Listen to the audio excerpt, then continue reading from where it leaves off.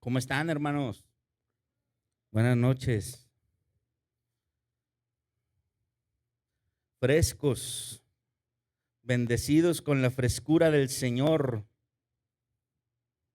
Y ojalá que esta palabra sea fresca también para que venga a juego con lo que Dios nos está permitiendo experimentar. Amén. Vamos al capítulo 34 del libro de Génesis. Ya seguimos avanzando en el estudio del libro de Génesis. Hoy nos toca ver el capítulo 34.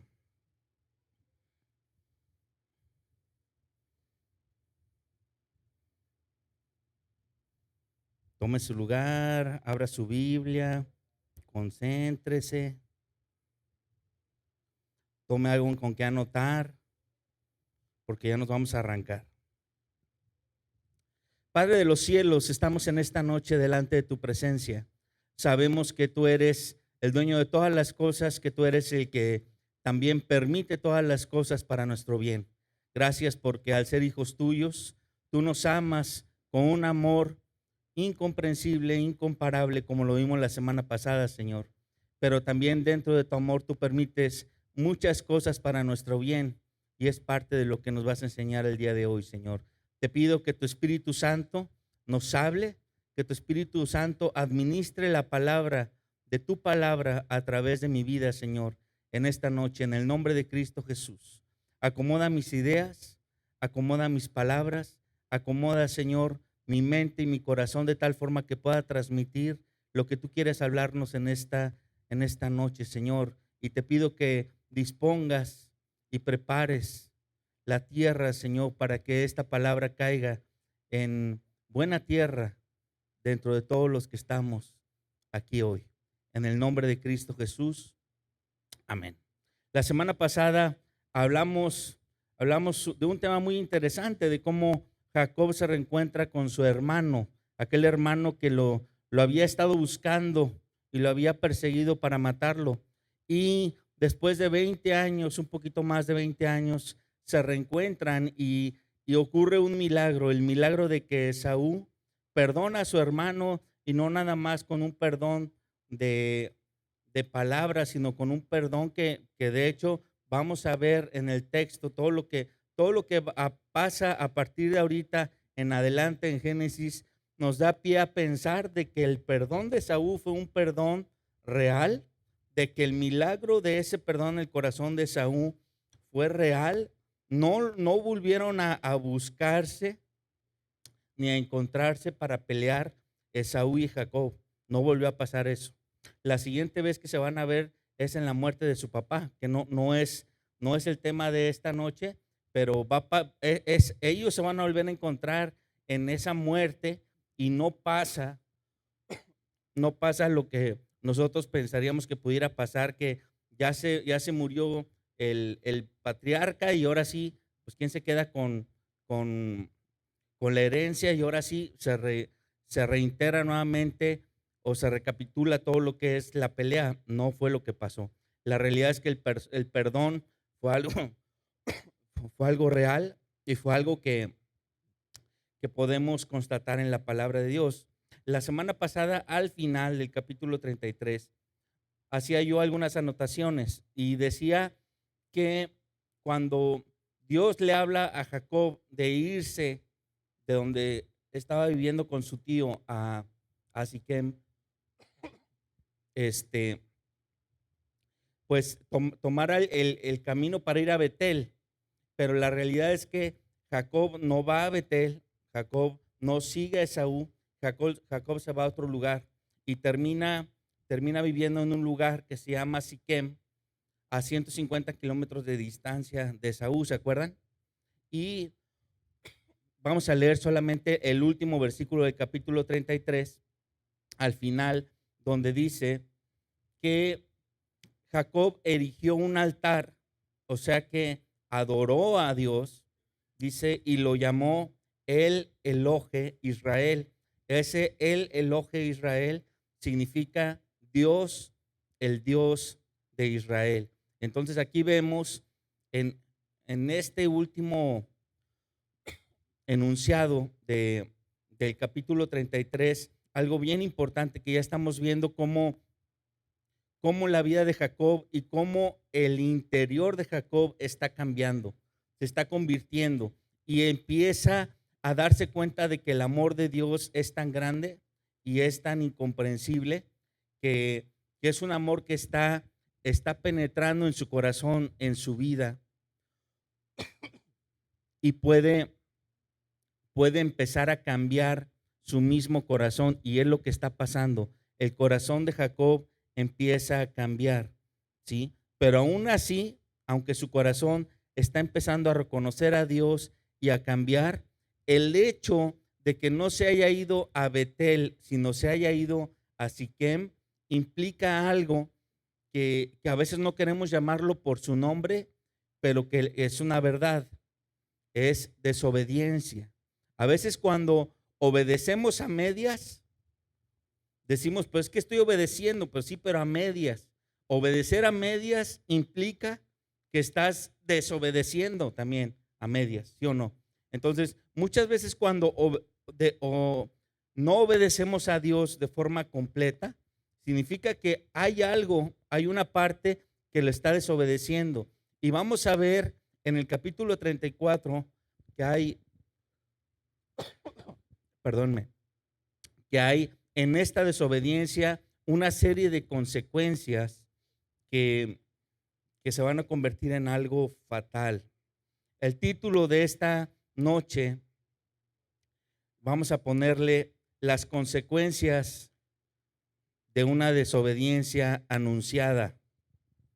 Las consecuencias de una desobediencia anunciada. No sé si me puedan apagar ese aire de ahí, por favor. Ahora, a mí me gusta mucho el aire, pero ahora que traigo un poco de tos, me hace que no me está haciendo bien. Gracias, hermana. Capítulo 34, versículo 1, dice, salió Dina, la hija de Lea. ¿Y quién es esta Dina? Esta Dina es la única hija de Jacob. Recordemos que en el capítulo 30, 31 vimos cómo Jacob se empezó a tener hijos, y resulta que tuvo 11 hijos y una sola hija, solamente una hija. Esta hija era la séptima en el orden, hija de Lea, una de las esposas de Jacob, pero realmente era la onceava, o sea, de los 12 hijos que tuvo Jacob, era la onceava, era de las más pequeñas. Solamente había un hombre que era menor que Dina, que era aproximadamente 2 años menor que Dina, y ese hombre era José. Anotemos nada más en paréntesis el nombre de ese personaje porque después lo vamos a ver. Pero la realidad es que vemos en esta Dina que se empieza a mencionar en este capítulo que es la única hija de Jacob, ¿sí? Y vemos que en este versículo dice, la cual había dado a luz a Jacob a ver a las hijas del país. Y entonces, todo esto está sucediendo más o menos 12 años después de que Jacob ya se quedó a vivir en Siquem. Siquem, imaginémonos a Siquem como un poblado en la región de Canaán. Ahorita nosotros que todos estamos aquí en Apodaca, porque esta iglesia está en Apodaca, Nuevo León, y que conocemos Apodaca. Imagínense que como si Siquem fuera lo que ahorita todos conocemos como el pueblo pintoresco de Santa Rosa, que hasta sus festejos tienen y su patrona y no sé qué.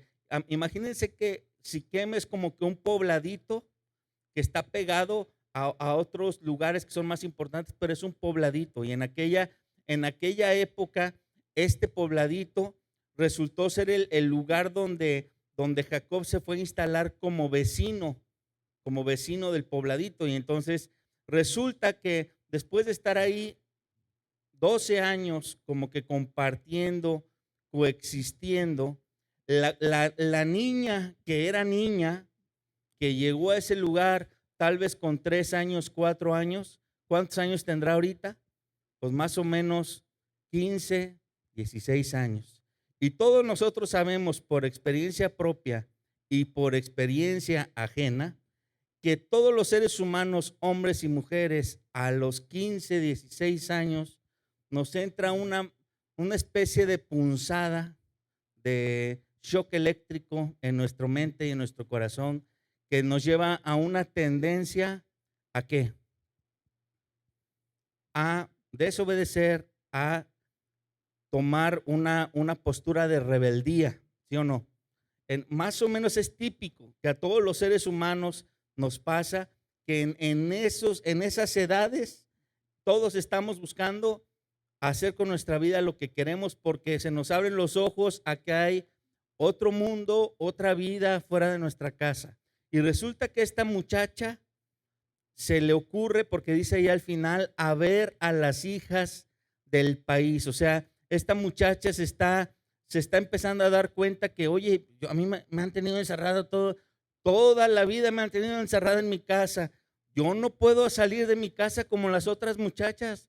Todas salen, todas hacen lo que quieren, pero a mí no me dejas, papá. A mí no me dejan mis hermanos. Imagínense, siendo de las más pequeñas, cómo la cuidaban sus hermanos y cómo la cuidaba su papá, siendo la única mujer.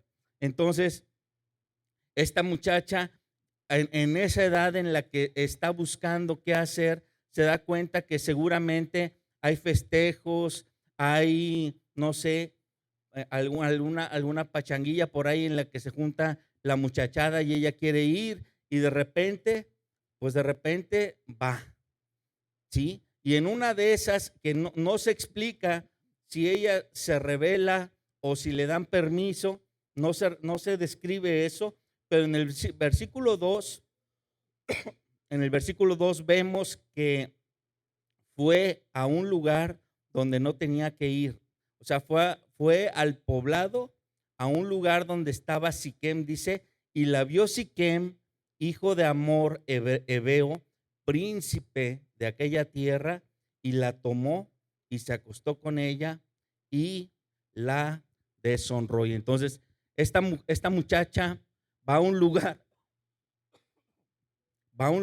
a donde no tenía que ir, no conocía el contexto del lugar, no sabía a dónde se estaba metiendo. Y notemos una cosa, la muchacha va sola, porque no se menciona que haya ido acompañada de sus hermanos mayores, no se menciona que haya ido acompañada de su papá. Y por eso hablo del tema de la rebeldía. O sea, aunque la Biblia no lo dice tal cual, hay muchos comportamientos de los hombres que podemos presumir que suceden en todos los hombres. ¿Por qué? Pues porque hasta ahorita lo seguimos viendo en todos los hombres, ¿no? Entonces, sería muy fácil concluir que esta muchacha va a ese lugar sin el debido permiso, sin decirle todo a sus papás, ¿sí? Sin con ningún tipo de compañía y sin realmente saber a dónde se estaba metiendo. Esta muchacha se estaba metiendo a la boca del lobo y no lo sabía. Se estaba metiendo tal vez a un festejo que dice que es un festejo donde estaba presente alguien que tenía el poder, alguien que tenía autoridad de hacer lo que quisiera sin que nadie le dijera nada. Y ese personaje es Siquem. Siquem es hijo del rey del lugar, ¿sí? Y este personaje, Siquem, seguramente había hecho esto con cualquier muchachita o con cualquier mujer, a meterse con ellas y no pasaba nada, y no pasaba nada. Él se sentía tal vez con el derecho por ser príncipe, por lo que fuera, pero la realidad es que la Biblia dice aquí al final que la toma, se acostó con ella y la deshonra. No, yo quiero notar una cosa. Este pasaje está bien fuerte, pero a pesar de que está fuerte, creo que tenemos que ver varias cosas en este pasaje, porque cualquiera de las tres frases, la toma, se acostó con ella o la deshonra, si hubieran usado solamente una de esas frases, todos hubiéramos concluido lo mismo. ¿Sí? Hubo un abuso y fue un abuso sexual, no nada más verbal, y pues pasó porque pasó, pero a mí me llama la atención que la Biblia usa tres formas diferentes de referirse al mismo caso, y esto significa, desde mi punto de vista, tres cosas. La primera es cuando dice la tomó, significa que este personaje usó su poder, usó todas las circunstancias que estaban a su favor para poderla dominar, ¿sí? Y ojo, esto habla de una premeditación, premeditación. Y ojo, cuando nos metemos en lugares donde no sabemos, y estoy hablándole a los jóvenes, donde no sabemos ni dónde nos estamos metiendo, porque si a veces en la iglesia entran lobos, imagínate que tú vas y te metes a cualquier cueva, quién sabe de cuántos lobos estará llena, ¿no? Entonces, ahí esta muchacha se está metiendo a la boca del lobo y no se estaba dando cuenta. La segunda frase cuando dice se acostó con ella, seguramente todo posiblemente empezó como un jugueteo. Posiblemente él trató pues de como que de conquistarla. Ella, imagínense, primeriza, sintiéndose pues que alguien está pretendiéndola, ¿sí? Y pues siendo muchacha, y él todo un gañán que está acostumbrado a tratar a engañar mujeres.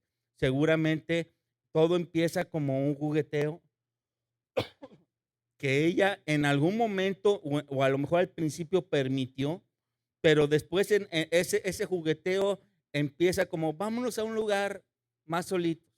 Y ya en ese lugar más solito empieza todo a salirse de proporción hasta que llega lo tercero que dice la deshonra. O sea, llega un punto en el que Dina dice, hey, esto ya no me gustó, yo no quiero, pero ya está inclusive en un lugar donde se pueden acostar, porque dice se acostó.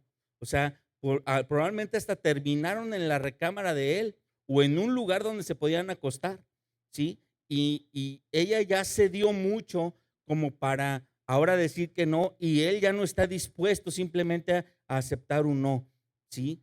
Repito, este personaje está acostumbrado a hacer lo que él quiere y simple y sencillamente la deshonra, o sea, no hace caso a su no, ¿sí? No hizo caso a, pues a la muchacha y pues se convierte en un agresor y la muchacha se convierte en una víctima, ¿sí? Ahora, algo bien importante, entre el versículo 2 y el versículo 3, seguramente pasa tiempo.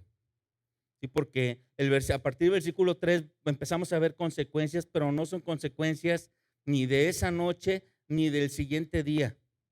¿Sí? Hay consecuencias que seguramente pasaron varios días. Entonces significa que Dina regresa a su casa. ¿Quién sabe a qué hora regresó? ¿Quién sabe cómo regresó? Pero en su casa no se dieron cuenta cómo regresó y no se dieron cuenta que lo que había pasado, no se dieron cuenta, porque fue hasta después que la familia se entera. Sigamos leyendo. Dice, pero su alma se apegó a Dina, la hija de Lea, y se enamoró de la joven y habló al corazón de ella. O sea, este muchacho ya había hecho seguramente esto con muchas mujeres, pero algo pasa cuando toma a Dina. Dice, se apegó su alma se apegó, ¿sí? Y se enamoró de ella. O sea, seguramente vio algo en ella que realmente le gustó. Era una mujer diferente a todas las mujeres que conocía de su pueblo, ¿no? Y se enamora. El príncipe está acostumbrado a muchas mujeres, pero a mujeres igual que él. Y esta mujer era diferente, ¿no? Nada más que resulta que ahora, oh tristeza, este hombre tenía todo el poder de hacer las cosas bien con esta mujer y no lo hizo, ¿sí? No lo hizo. O sea, si la muchacha le gustaba, si de alguna forma hubiera querido hacer bien las cosas, hubiera como príncipe, hubiera tenido fácilmente acceso para hacer bien todo, pero por, por, por dejarse llevar en el calor de la fiesta, de los gritos, del alcohol o simplemente de la premeditación de la que hablé, este hombre termina haciendo malas cosas y es algo que no se puede corregir. Este tema está bien fuerte y quiero que a lo mejor no nos clavemos tanto en el hecho tal cual, pero sí quiero que nos quede bien claro a todos, hermanos, y sobre todo a los jóvenes, que tu vida la puedes echar a perder en una hora, puedes echar a perder toda tu vida. ¿Sí? ¿Y qué digo en una hora? A veces en minutos, por una mala decisión, por una mala acción. Y aquí estoy hablando de malas decisiones y malas acciones de ambos, porque Dina no tenía por qué estar ahí y porque este personaje no tenía por qué hacer lo que hizo. Los dos tuvieron acciones y los dos van a tener consecuencias. Versículo 4 dice, y habló Siquem a Amor. Amor es el padre de Siquem, el rey del lugar. Dice, diciendo, tómame por mujer a esta joven. Y reitero, Siquem está acostumbrado a hacer lo mismo y a hacer lo que él quiere. Entonces, tan fácil se le hace a Siquem decirle a su papá, hey, tú eres el rey, consígueme a esa muchacha. Haz lo que tengas que hacer para conseguirme a esa muchacha. Versículo 5 dice, pero yo Jacob a Siquem, que Siquem había mancillado a Dina su hija, y estando sus hijos con su ganado en el campo, cayó Jacob hasta que ellos viniesen. Fíjense, Jacob se entera, seguramente repito, varios días después del hecho, y Jacob, siendo como es Jacob, a todos nos debe extrañar que Jacob no haga nada y se quede callado, porque ya vimos que Jacob es como un bote de pólvora.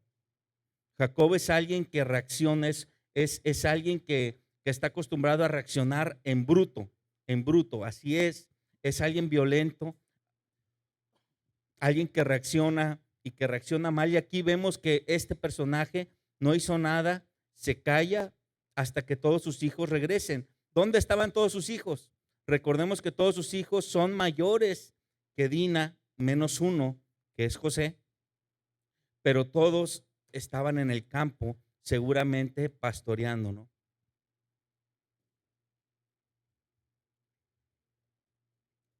Y dice, versículo 6, y se dirigió Amor, padre de Siquem, a Jacob para hablar con él, y los hijos de Jacob vinieron del campo cuando lo supieron, y se entristecieron los varones y se enojaron mucho, porque hizo vileza en Israel, acostándose con la hija de Jacob, lo que no se debía haber hecho. ¿Sí? Pues ciertamente sí. Creo que hacen bien en enojarse, es una vileza y no debía haberse hecho, todos estamos de acuerdo. Versículo 8, y Amor habló con ellos diciendo, el alma de mi hijo Siquem se ha apegado a vuestra hija, os ruego que me la deis por mujer. Y entonces, aquí notamos que el papá de Siquem adopta el rol que debería estar adoptando el muchacho. O sea, el muchacho, si realmente es hombrecito, él debería ser el que tomara la palabra y hablara pues con Jacob como padre de la muchacha, ¿no? Yéndola a pedir, pero no, o sea, no tiene los tamaños, no tiene la hombría como para responder por su acción, Siquem, sino que su papá está respondiendo por él. Y en algún momento de que está hablando el papá de Siquem, el rey, se da cuenta el rey de que no tiene que convencer nada más a Jacob, sino que aparte de Jacob hay otros 10 hombres que están mirándolo con ojos de odio, que están mirándolo y reaccionando seguramente cuando él está hablando con Jacob, seguramente uno por allá está diciendo no y está reaccionando de alguna forma con sus gestos. Y este hombre se da cuenta que no es convencer a uno, sino que tiene que convencer a todos los hombres, ¿no? Y les dice, emparentad con nosotros y dadnos vuestras hijas y tomad vosotros las nuestras. Y obviamente este rey está ofreciendo algo que Jacob y sus hijos no pueden aceptar, ¿sí? Y ellos lo saben, ellos no pueden aceptar emparentar con esa nación. ¿Por qué? Porque es una nación cananita y porque la parte de la promesa implicaba el no mezclarse con el pueblo de Canaán. Y entonces este rey está ofreciendo algo sin saber que ellos no pueden aceptar. Dice, habiten con nosotros porque la tierra estará delante de vosotros. Morad y negociad en ella y tomad en ella posesión. Trata de meterse por el lado de los negocios. Seguramente después de varios años de tenerlos de vecinos, sabe el rey, oye, estos me venden de todo, me venden pieles, me venden ganado, me venden lo que siembran, lo que cosechan, me han vendido hasta lo que no tienen. Entonces, seguramente por el lado de los negocios me puedo meter, ¿no? Y entonces trata de convencerlos por eso, por ese medio. Y Siquem le dice también al padre de Dina y a los hermanos, halle yo gracia en vuestros ojos y daré lo que me dijereis. Aumentad a cargo mío mucha dote y dones, y yo daré cuanto me dijereis. Dadme la joven por mujer. A la joven por mujer. Y entonces, hasta aquí, yo creo que el rey ya se humilló todo lo que se podía humillar. Está tratando de convencerlos de diferentes formas. No logra convencerlos y al final lo que hace este rey es, ustedes pongan el precio, digan cuánto. Yo les doy de dote todo lo que me pidan. Y aquí, este es un punto de inflexión en el relato, porque aquí Jacob pudo haber respondido de una forma correcta, los muchachos pudieron haber respondido de una forma correcta y no lo hicieron. Vemos que estos hombres, Jacob se queda callado y sus hijos ya se están poniendo de acuerdo en un plan para reaccionar de una forma desproporcionada, ¿sí? De una forma cruel a todo lo que pasó, y tenían derecho de sentirse ofendidos, pero reaccionan de una forma tan mala y tan desproporcionada que queda registrada en la palabra de Dios como algo como algo extremadamente malo. Y entonces dice el versículo 13, respondieron los hijos de Jacob. Notemos que Jacob no está hablando. Los hijos de Jacob respondieron, seguramente fue Rubén, pues seguramente fueron los más grandes, ¿no? Le responden a Siquem y a Hamor, dice con palabras engañosas. Y entonces subrayemos eso porque aquí podemos ver que la intención de los hijos de Jacob no es arreglar las cosas, sino es simplemente vengarse. Dice, por cuanto había amancillado a Dina, su hermana. Entonces, todo el tiempo que Hamor estuvo hablando, tratando de convencerlos, ellos están maquinando algo diferente, algo peor. Y en algún momento se ponen de acuerdo, seguramente entre 2 o 3, y dicen, vamos a aceptarle la propuesta y vamos a hacer esto. Y entonces llegan a una conclusión de hacerle mal a un hombre de una forma tan rápida. Si a nosotros ahorita alguien nos dijera, piensa la peor forma de vengarte de esto que pasó de este hombre, yo creo que estuviéramos aquí sentados toda la noche. La peor de las formas de venganza no se hubiera equiparado a esta que vamos a ver. No se hubiera equiparado. ¿Por qué razón? Porque la Biblia dice que todo lo que hay en el corazón del hombre sale, ¿sí o no? Sale, sale por la boca, ¿sí? Termina saliendo todo lo que hay en el corazón del hombre. ¿Y qué había en el corazón de los hijos de Jacob? Había resentimientos, había dolor, había pecado, ¿sí? Y ahorita vamos a ver que lo que hay en el corazón de los hijos de Jacob también es consecuencia de lo que el mismo Jacob ha sembrado en sus hijos, con sus ejemplos, con sus malas decisiones y sus malos ejemplos.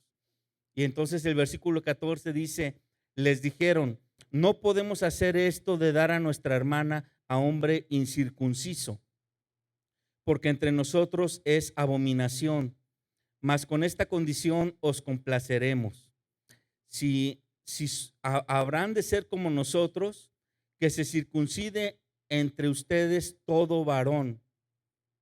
Y entonces yo creo que cuando escucharon ellos se circuncide, o sea, a lo mejor ni sabían qué es circuncide, ¿no? Pero cuando les explican, pues yo creo que hasta saliva pasaron. Dice, entonces os daremos nuestras hijas y tomaremos nosotros las vuestras y habitaremos con ustedes y seremos un pueblo. Mas si no nos prestareis oído para circuncidaros, tomaremos nuestra hija y nos iremos.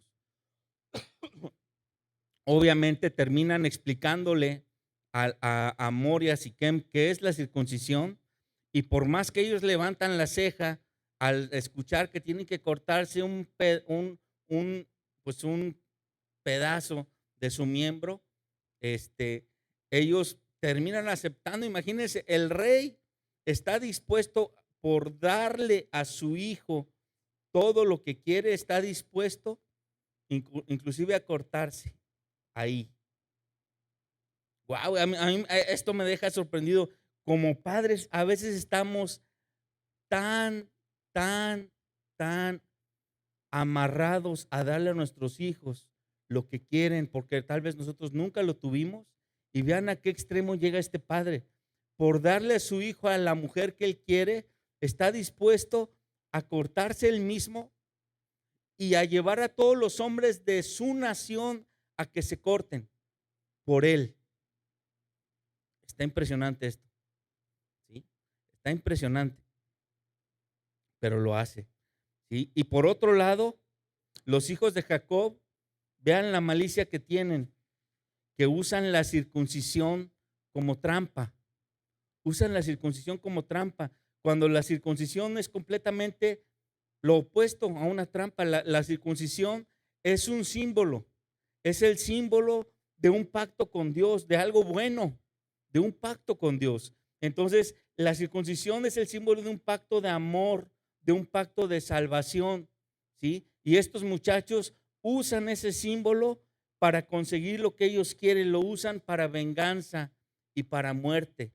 Y entonces vemos cómo tienen retorcido en su mente los conceptos que han recibido. Por más que se les ha hablado de circuncisión, no les ha caído el 20 para qué es, de qué sirve, cuál es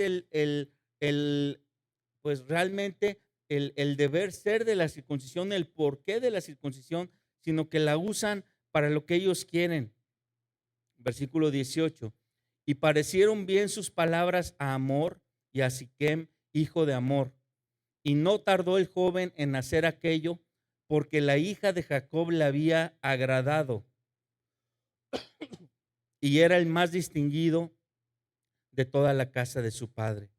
Entonces Hamor y Siquem, su hijo, vinieron a la puerta de su ciudad y hablaron a los varones de su ciudad, diciendo: estos varones son pacíficos con nosotros, habitarán en el país y traficarán en él. Pues he aquí la tierra es bastante ancha para ellos. Nosotros tomaremos sus hijas por mujeres y les daremos las nuestras. Y entonces se vuelve a repetir esta frase: tomarán nuestras hijas, nosotros tomaremos las de ellos. Pero ¿cuáles hijas? Si del lado de Jacob solamente hay una hija y es la única, ya la tomaron y la tomó el príncipe, o sea, nadie más va a tomar, pero el padre de Siquem forma parte del engaño y con el mismo engaño trata de engañar a toda su nación para que hagan lo que a él le conviene y lo que él quiere. Entonces dice, con esta condición consentirán estos hombres en habitar con nosotros, para que seamos un pueblo, que se circuncide todo varón entre nosotros, así como ellos son circuncidados. Y obviamente, seguramente la mayoría no saben ni qué significa circuncisión y les tiene que explicar qué es la circuncisión. Y todos cuando le están explicando están, caray, ¿eso nos tenemos que hacer? Pues sí, pero nos conviene. Pues vamos a tener cómo mezclarnos, va a haber muchachas por allá bonitas con quien tu hijo se puede casar, vamos a poder tomar de la riqueza que ellos tienen, sus bienes. El versículo 23 dice, su ganado, sus bienes, todas sus bestias serán nuestros. Qué mentira también del rey, ¿no? Porque realmente esto no era parte del pacto que estaban haciendo, pero el rey, con tal de convencer a todos los hombres de su reino, les dice esa mentira. Dice, solamente vamos a tener que hacer eso, es cortarnos un pedacito de cuerillo, hombre, pues ¿qué puede pasar? Y pues nos vamos a hacer ricos. Versículo 24. Y obedecieron a Amor y a Siquem, su hijo, todos los que salían por la puerta de la ciudad, y circuncidaron a todo varón a cuantos salían por la puerta de su ciudad. O sea, todos los que dice salían por la puerta de su ciudad, está hablando de todos los varones mayores de 13 años, que era como cuando los niños ya se convertían en hombres. En la antigüedad así era, y los presentaban ante la sociedad, y entonces ya como que era libre de circular, sobre todo si era hombre, ya era libre de ir por las tortillas. Vea, puede ir solo, ya tiene más de 13. A todos esos hombres fueron a los que circuncidaron. Dice, pero sucedió que al tercer día, cuando sentían ellos el mayor dolor, porque resulta que cuando circuncidas a alguien, parece como que es algo que no duele en el momento. O sea, es algo que inclusive a los bebés, cuando se les hace la circuncisión, a veces el doctor dice, no les duele. Pero es que el tema es que no duele mucho en el momento, pero duele cuando se está empezando a cicatrizar. Hasta el momento de la cicatrización es cuando empieza a doler. Y el tercer día es el peor día del dolor. Es un dolor tan fuerte que realmente no puedes ni mantenerte en la misma posición ni moverte. Imagínense, ya sabemos dónde se hace la circuncisión, entonces no puedes ni moverte bien. Imagínate tener que estar todo el día, durante varios días, así como en posición charrito, y que no te roce nada porque es un dolor insoportable. Y entonces resulta que dice, y Amor y Siquem, perdón, versículo 25 dice, cuando ellos sentían el mayor dolor, dos de los hijos de Jacob, Simeón y Leví, hermanos de Dina, tomaron cada uno su espada y vinieron contra la ciudad que estaba desprevenida y mataron a todo varón. Sí, dos hombres, dos realmente muchachos jóvenes, que Simeón y Leví le deberían llevar máximo de edad a Dina 10 años máximo. Imagínense, si la muchacha tenía 15, 16, los otros dos muchachos tenían 25, 23. Son realmente unos muchachos y están reaccionando matando a todos los hombres. A todos los hombres. Ellos dos mataron a todos los hombres. Y aquí vemos esa reacción desproporcionada de la que estaba hablando. ¿Cómo es posible que sí hay mucho dolor, te sientes deshonrado, te sientes mal por tu hermana, pero matar a todos los hombres de un pueblo, a todos? ¿Por qué no matar nada más a Siquem? Si él es el que afectó a tu hermana, ¿por qué no nada más a él? ¿Por qué tienes que matar a todos? Porque en su corazón hay un apetito de venganza que está extrapolado, es mucho más grande, ¿sí? Y yo pongo este ejemplo muchas veces cuando estudiamos lo que es la ley en el libro de Éxodo. Normalmente pongo el ejemplo de este pasaje porque nos da pie a entender de por qué la ley es como es y por qué la ley dice lo que dice. Muchas veces cuando tenemos nuestro primer acercamiento a la ley del Antiguo Testamento, que vemos que dice ojo por ojo, diente por diente, cualquiera dice, qué salvaje, eso es cruel. ¿Cómo que ojo por ojo y diente por diente? Cuando Dios dice ese ojo por ojo y diente por diente, realmente eso es justicia. Eso es justicia. Si alguien te saca un ojo, tú tendrías el derecho legal de sacarle el ojo a alguien, al que te lo hizo. Eso, en un sentido estricto, es justicia. Esto que estamos viendo en Génesis no es justicia. ¿Por qué? Porque es una reacción desproporcionada de algo, ¿sí? Lo justo hubiera sido hacer un acto que fuera equivalente a lo que hizo Siquem, a lo mejor hasta la muerte de Siquem, pero nada más. ¿Por qué la muerte de todos los demás? ¿Por qué la muerte de todos los demás? Entonces, la ley en el Antiguo Testamento fue hecha para proteger a los seres humanos de los mismos seres humanos, porque los seres humanos somos autodestructivos y cuando reaccionamos de forma desproporcionada, imagínense cómo era todo en la antigüedad antes de la ley. En el pueblo gentil empezaba todo con un pequeño delito y la venganza era peor que el delito y luego la contravenganza era peor que la venganza inicial y luego la segunda venganza y todo iba creciendo, creciendo, creciendo. Y entonces guerra tras guerra tras guerra por cualquier motivo pequeño y matanza tras matanza, ¿no?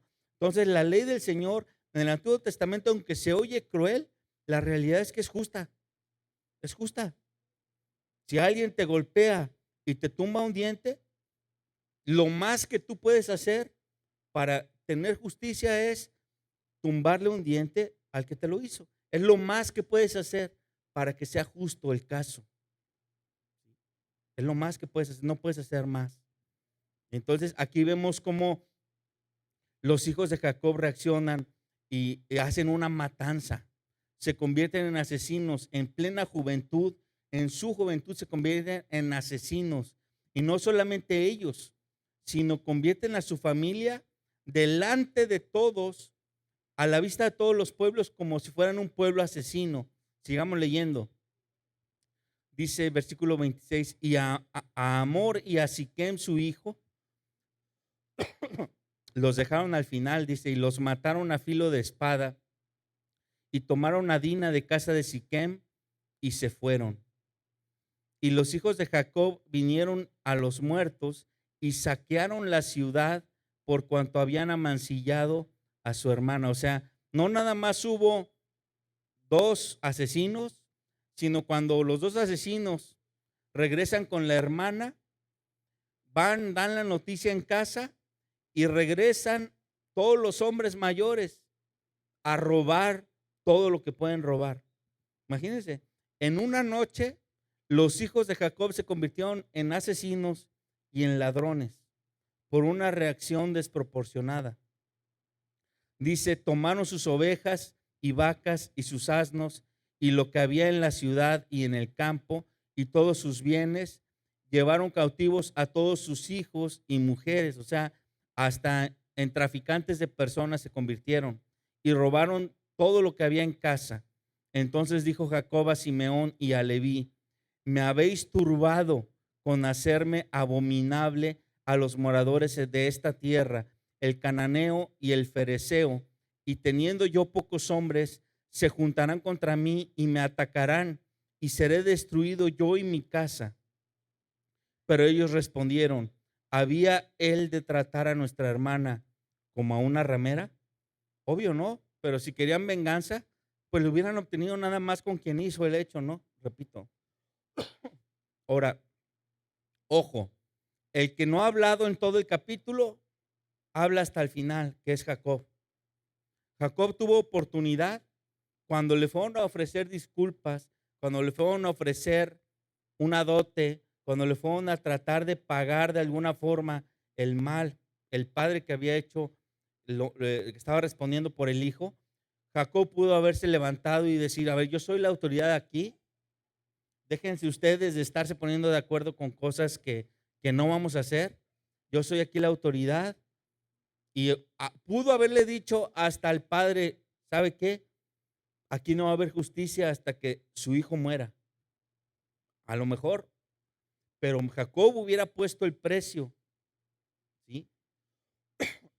Pero Jacob se quedó callado y dejó que sus hijos tomaran el caso en sus manos y lo tomaron de una forma muy, muy, muy equivocada. Ahora, qué podemos aprender de este pasaje o con qué nos podemos quedar? Vamos anotando, por favor. Son 5 puntos. El primero de los puntos es: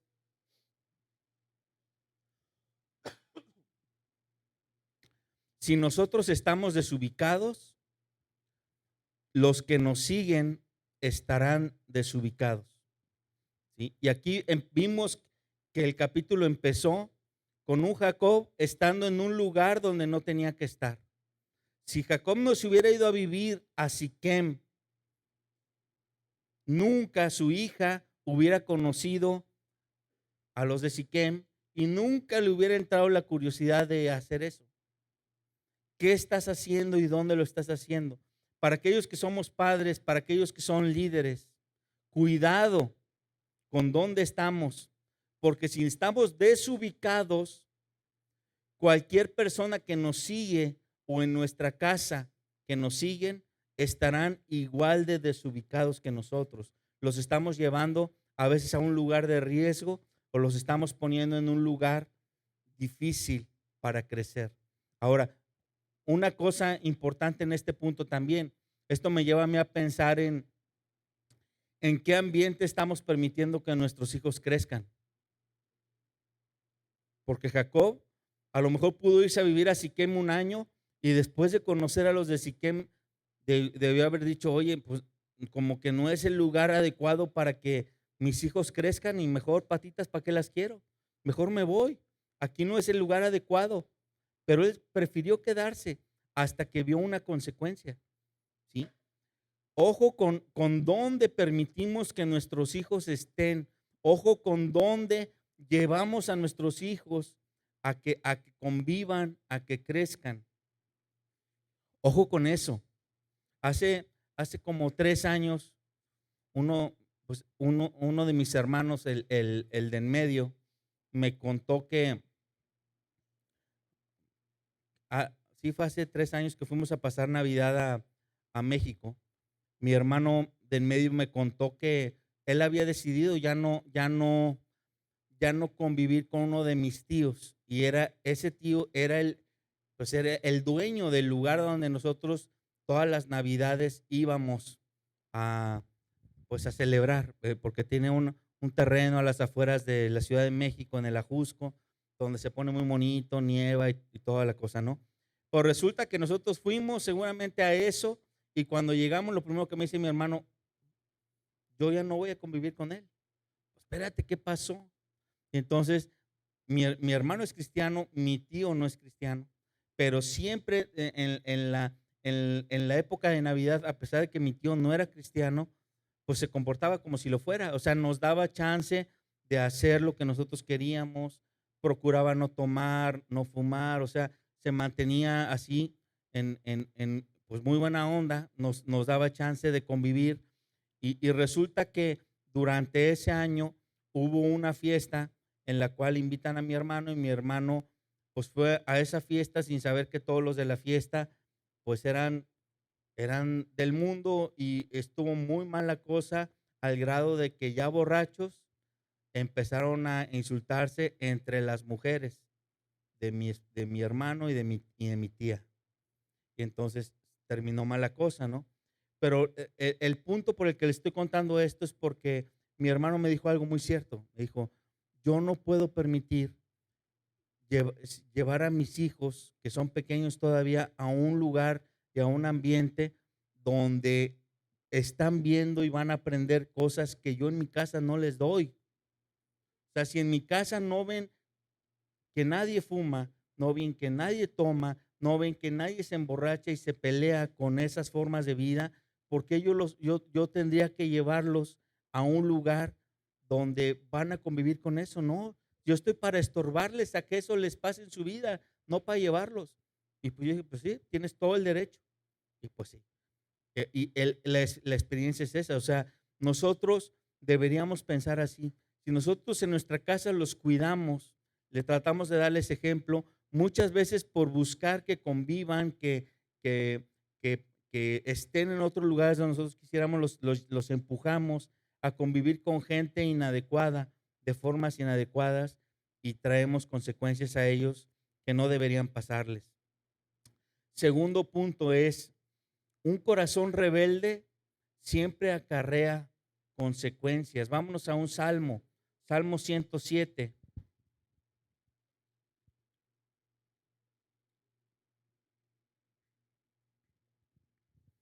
Salmo 107, versículo 10. Un corazón rebelde siempre acarrea consecuencias. Salmo 107, versículo 10. Dice, algunos moraban en tinieblas y sombra de muerte, aprisionados en aflicción y en hierros. Entonces aquí está hablando de unos personajes que estaban acostumbrados a la oscuridad y a la esclavitud. ¿Quiénes son esos personajes? Nos lo dice el versículo 11. Dice, por cuanto fueron rebeldes a las palabras de Jehová y aborrecieron el consejo del Altísimo. Wow. Todo aquel que es rebelde a Dios aprende a vivir en oscuridad y en esclavitud. Son consecuencias naturales de la rebeldía. Pero aparte el versículo 11 nos dice una cosa bien importante. Todo aquel que es rebelde a Dios literalmente odia el consejo de Dios. Eso es lo que significa aborrecieron el consejo. Odiaron lo que Dios les dijo. Cuando llega el punto en un hombre que llega a su máxima rebeldía, es capaz de decir, no importa lo que diga Dios, no importa lo que tu Dios me diga, odio esas palabras, nunca las voy a hacer. Así reacciona un rebelde cuando está en su máxima rebeldía. Así lo puede decir. En su máxima rebeldía, así reacciona el rebelde. Versículo 12 dice, por eso quebrantó con el trabajo sus corazones. Cayeron y no hubo quien los ayudase. Veamos qué es lo que hace Dios con estas personas. El trabajo que debería ser una bendición, lo cambian en algo diferente. Para estas personas, el trabajo se convierte en su forma de esclavizarse, ¿sí? Ya no es una bendición, sino que Dios convierte el trabajo en su quebranto, en su quebranto. Y dice, cayeron y no hubo quien los ayudase. O sea, Dios no los va a ayudar hasta que queden bien abajo y bien quebrantados. Y al final dice, y luego que clamaron a Jehová en su angustia, los libró de sus aflicciones, los sacó de las tinieblas y de la sombra de muerte y rompió sus prisiones. ¿Eso cuándo sucede? Quiero decirles, hermanos, que entre el versículo 12 y el versículo 13, si tuviéramos que poner un tiempo, normalmente en alguien que es rebelde y en que es duro de corazón, ese tiempo es muy amplio. Porque el rebelde no se convierte en alguien humillado o en alguien obediente de la noche a la mañana. Tiene que pasar lo que dice el capítulo 12. Tiene que ser quebrantado, tiene que caer y tiene que encontrarse en un punto en el que necesite ayuda, busque ayuda y no la encuentre en nadie más más que en aquel del cual renegó, que es Dios. Y normalmente para eso pasan años, años. Entonces, ojo con la rebeldía, porque la rebeldía puede ser algo pasajero, puede ser algo que tú digas, ah, caray, fue cosa de un año, pero no estoy viviendo grandes consecuencias porque no hice tantas cosas rebeldes, ¿sí? Pero cuando es un tema de que por un año o 2 años de rebeldía haces muchas cosas mal, puedes acarrear toda tu vida consecuencias de esa rebeldía. Y repito, un corazón rebelde siempre tendrá consecuencias. Tercera cosa, o tercer punto, ¿cómo nos va? Esto va para los padres de familia. ¿Cómo nos va cuando le damos rienda suelta a nuestros hijos? ¿Cómo nos va? Cualquiera pudiera decir, ah, me fue muy bien, o sea, me quité los reclamos, me quité ay, ya, cuando le dije a mi hijo, a mi hija, haz lo que quieras, no me quiero enterar. Lo primero que, ay, descansé, ay, no sé qué, ta. ¿Saben qué? Eso es solamente al principio, pero después empiezan las consecuencias y consecuencias muy fuertes. No es, no es no es tema de esta prédica, pero todos conocemos el caso de que se hizo muy famoso de una muchacha que en abril desapareció. Se llama Devani. Todos la conocen. Todos nosotros tal vez hemos visto la noticia. Algunos por curiosidad han investigado más. Otros como yo no tanto o realmente nada. Pero lo que sí puedo ver en eso es qué estaba haciendo esa muchacha donde no debía estar, en el momento donde no debía estar. ¿Qué estaba haciendo esa muchacha con amigas que no eran sus amigas? ¿Qué estaba haciendo esa muchacha moviéndose sola sin compañía? ¿Dónde estaba su papá? ¿Dónde estaba?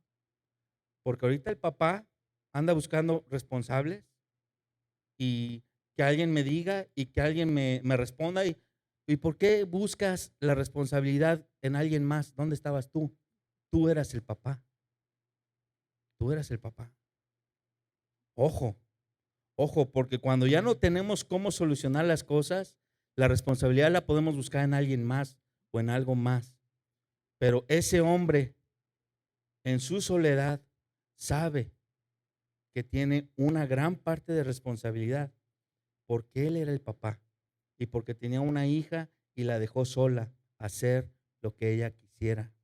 Y este caso es muy parecido a lo de Dina, por eso lo estoy citando. ¿Sí? Es un ejemplo muy parecido. Pasa una tragedia y ¿dónde estaban la familia y por qué estaba ella sola en un lugar donde no debía estar? Cuarta cosa que debemos aprender es, mi vida es de Cristo, mi vida es de Cristo, mis miembros también son de Cristo. Vamos a 1 Corintios, capítulo 6.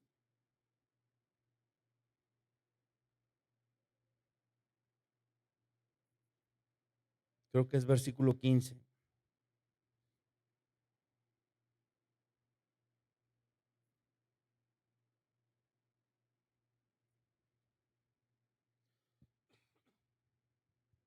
¿No sabes que vuestros cuerpos son miembros de Cristo? ¿Quitaré pues los miembros de Cristo y los haré miembros de una ramera? De ningún modo. ¿No sabes que el que se une con una ramera es un cuerpo con ella? Porque dice, los dos serán una sola carne. Pero el que se une al Señor, un espíritu es con él. Huid de la fornicación. Subrayemos eso, por favor. Dice, huye de la fornicación. Cualquier otro pecado que el hombre cometa está fuera del cuerpo, mas el que fornica contra su propio cuerpo peca. Ignoras que tu cuerpo es templo del Espíritu Santo, el cual está en ustedes, el cual tienes de Dios, y que no sois vuestros, porque no habéis sido comprados porque habéis sido comprados por precio. Glorificad pues a Dios en vuestro cuerpo y en vuestro espíritu, los cuales son de Dios. Cualquier relación fuera de matrimonio es fornicación. Cualquier relación fuera de matrimonio, está hablando de relaciones sexuales, obviamente, es fornicación. Y hay una cosa con la fornicación y con nosotros que somos seres humanos. Cualquier gente del mundo les va a decir, pero si el cuerpo de un hombre es de una forma y el cuerpo de una mujer es de otra forma y se complementan, pues ¿por qué no puedo con todas o por qué no puedo con todos? Porque los hombres fuimos diseñados muy diferentes a los animales. Y lo vimos cuando hablamos del capítulo, los primeros capítulos de Génesis, vimos que cuando Dios creó al hombre, lo creó de una forma diferente y le dio algo diferente a los hombres, que fue un espíritu. Dios le da al hombre un espíritu. Y entonces, la relación que tiene un perrito con una perrita es corporal nada más. Y el único fin de esa relación entre animales es un fin de multiplicación nada más. La relación que hay entre un hombre y una mujer es, aparte de una relación física y corporal, hay una relación espiritual. Entonces, no nada más es mezcla de cuerpos, es mezcla de espíritus.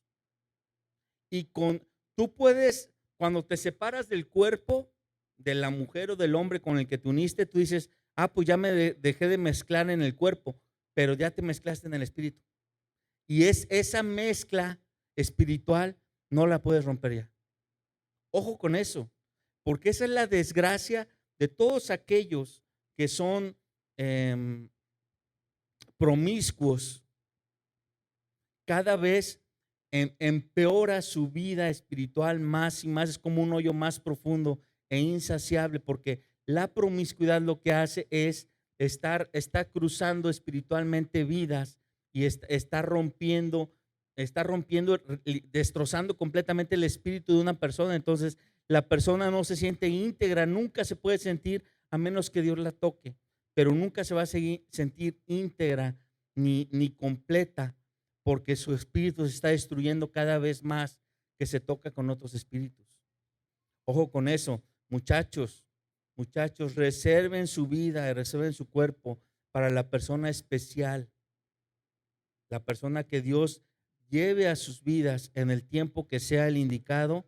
Guárdense para esa persona, para que sea un momento especial y para que se cumpla lo que Dios quiere para ustedes y que no estén viviendo consecuencias de este tipo. ¿Ok? Y el último punto, si quieren ir pasando los músicos, adelante. El último punto es, si estoy cosechando cosas malas que sembré, ¿qué hago? Porque aquí vemos lo que le pasó a Jacob. Jacob está cosechando con sus hijos cosas malas, porque él ha estado sembrando durante años malos ejemplos y malas cosas en el corazón de sus hijos. Pero cuando a ti ya te llega la consecuencia de lo que has sembrado en tu vida, ¿qué haces? La verdad es que las consecuencias Dios nunca las va a quitar. Dios nunca las va a quitar. Las consecuencias tendremos que aguantarlas, soportarlas, pedirle a Dios que nos fortalezca, que ayude a quienes están viviendo las consecuencias, aprender a vivir con las consecuencias, pero al mismo tiempo empezar a sembrar cosas nuevas y buenas. Ahorita vimos las consecuencias de Dina, pero más adelante en el avanzar de los capítulos vamos a ver el nombre de un personaje que fue José. José era el hijo menor de Jacob, el que menos influencia, digamos, maligna tuvo de su papá. Y seguramente este punto de lo que estudiamos hoy fue en la vida de Jacob un momento crucial para empezar a enseñar a todos sus hijos cosas buenas, cosas buenas, cosas buenas. Pero resulta que a todos tus hijos mayores, que ya les enseñaste mucho de lo malo, cuando les empiezas a hablar de las cosas buenas, es muy difícil que te la compren, muy difícil que puedas sembrar bien. Pero en el chiquito que fue en José, sí lo logró hacer Jacob. Y vemos en José, cuando empecemos a ver la vida de José, que hasta nos sacamos de onda. ¿De dónde salió José?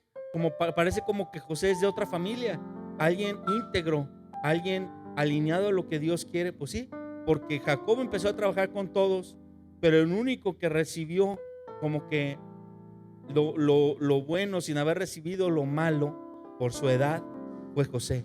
Fue el que más pudo recibir las buenas cosas que aprendió Jacob ya en su vejez. Pongámonos a trabajar como Jacob así, y pongámonos de pie también.